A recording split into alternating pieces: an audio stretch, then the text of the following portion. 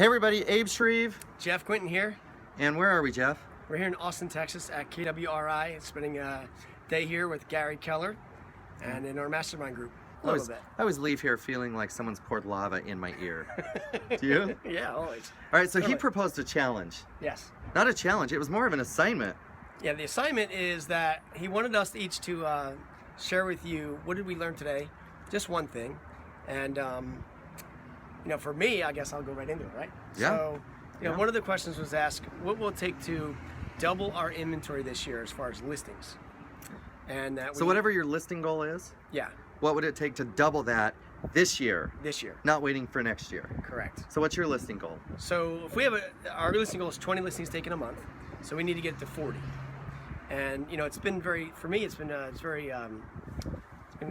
consistent in my business that the number of listings we take each month or each year typically is what we end up as far as transactions. It's been very consistent like that. So for us to get to that 300, 400 deals a year, we're gonna have to take 30 listings, 40. We're gonna take, well, in this case, 40 listings a month. Mm-hmm. You know, with the number that would sell. Yeah, so when you think about what is it going to take to do that, I mean, there's going to be some basic answers, right? People are going to say things like, well, we just got to have more people on the phones, which is partially true. Mm-hmm.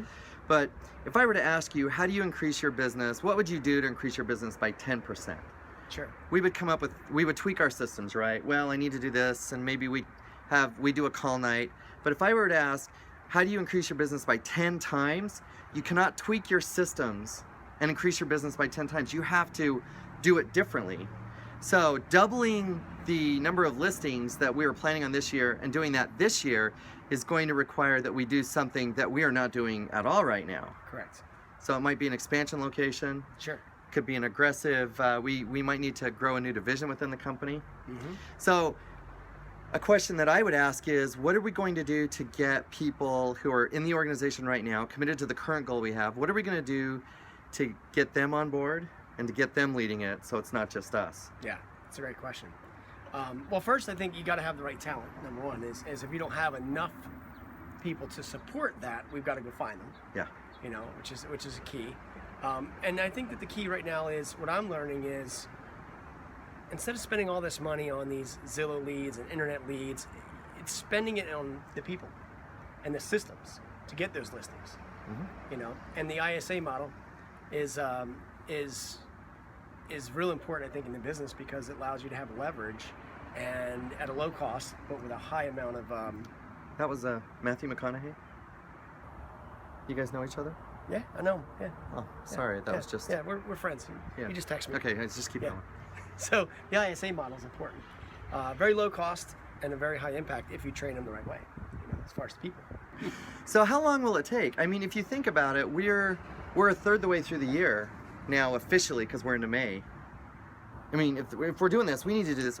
When we're doing this, we need to do this right now. I mean, how long will it take you to get the plan up to place and start pulling the levers?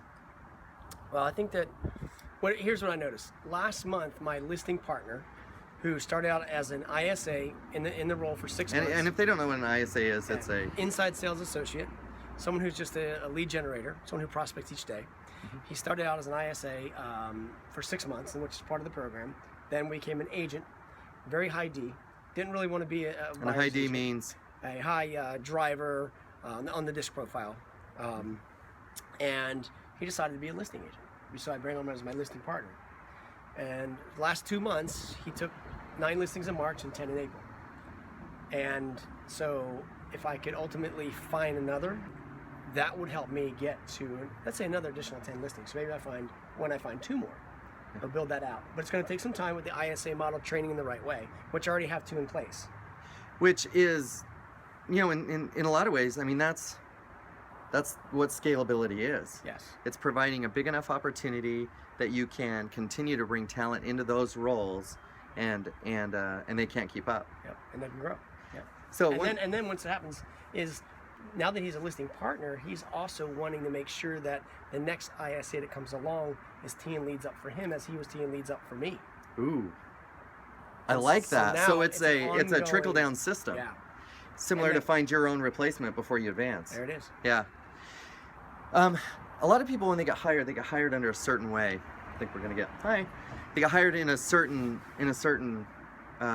when the team's at a certain level. So, you know, we were receiving leads and now we're supposed to lead generate. Not on your team, you guys always lead generate. Sure. But it's ever evolving, right? Always changing. And so what would you say to the person who says, you know, Jeff, this isn't how I was hired? Mm-hmm. What would you say? Well, that wouldn't happen in my organization because that's how they hired. It's already put out there. It's a standard. It's already. But they would say to you, look, we've been so focused on doing, you know, doing 240 listings this year. Sure. You're telling us now we have to pivot and do 480? That's right. Yeah. So what are you doing to prepare them to understand that we have to be nimble and change is a coming? Yeah, I think that one is you got to build the vision, and you got to build the organization chart to give them the vision to show where we're going, and then ultimately have the systems in place, and then understand this is where we're going. Number one, so they can see the vision, and then understand the impact that may be on them, how they can grow inside the organization to help get us there. There's something else you can do.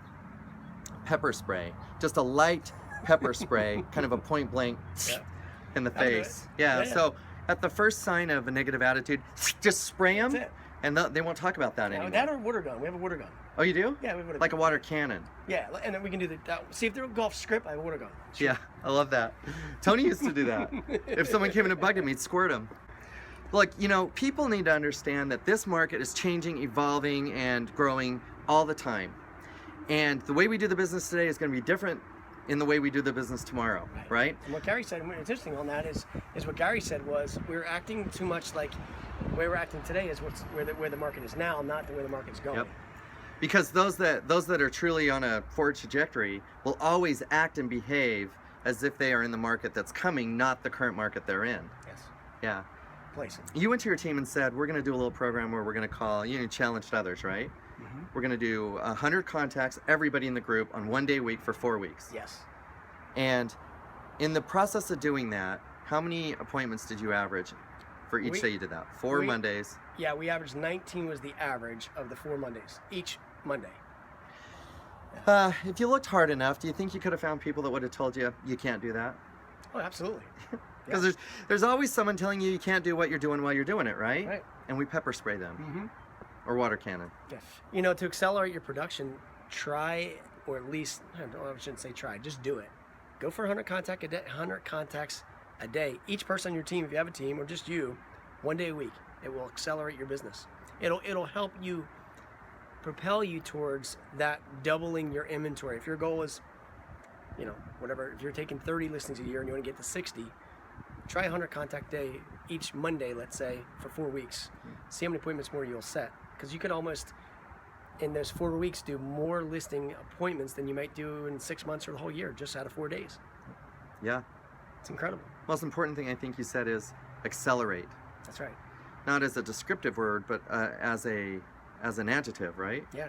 Because we will accelerate our own growth. We'll become accelerated. And you know what's interesting about the word acceleration was, by doing it, everything in an organization accelerated. The ISA's skills, my leadership skills, motivating, training, coaching everyone on the team, everything just completely ramped themselves up because it was compressed to a lot of activity in a smaller period of time. Yep. And the results of it are just incredible. We're going to go take some pretty massive actions, right? Yeah, totally. Our folks don't even know what's coming, do they? Nope. It's going to be fun. Get ready, boys.